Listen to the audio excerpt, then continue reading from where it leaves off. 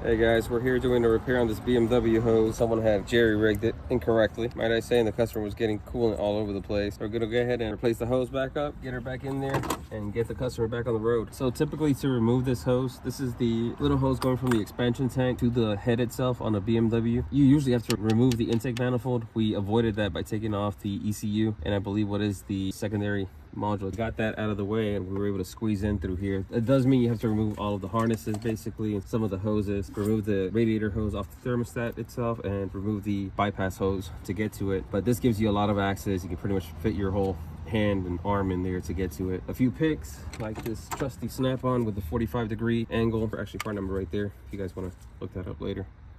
And your little pocket screwdriver, and you can get to them fairly easy. Just be careful not to damage the other hoses that are going to be in the way, and you should be good to go. You are going to have to purge the system of any air that's trapped in there, especially with this one the way it was leaking, or you're going to have a whole bunch of air in there. So the best way to do it was actually lifting the vehicle up in the air from the front side only, and put it on ramps for example, and then purge the system as you would any other radiator or coolant job that you're doing. Open up the cap and let it run for a little bit. In this case with these, I usually rev them up so about 1800 RPM, hold them nice and steady while the system opens up the thermostat again. And it's a long process, but you can get there. We finished hooking everything back up. Computers are back in, everything's back in, everything's plumbed up how it should be. So we're gonna go ahead and fill her up, and we're gonna start the actual purging process. So before anyone says anything, this is the coolant that the customer provided and wanted us to use. I usually recommend the type of stuff that is appropriate for the vehicle, but if this is what they provide, this is what they provide. That was concentrated, so we're gonna add some purified water. Yes, that's my drinking water. All right, we're gonna go ahead and crank her up.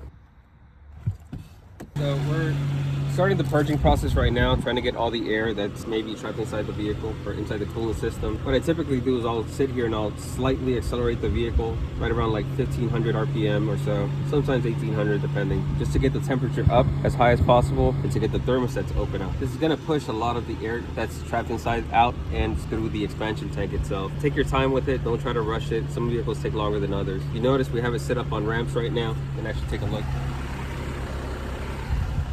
That way the front end of the vehicle is lifted up higher and we can allow gravity to do its thing and let the air actually come out.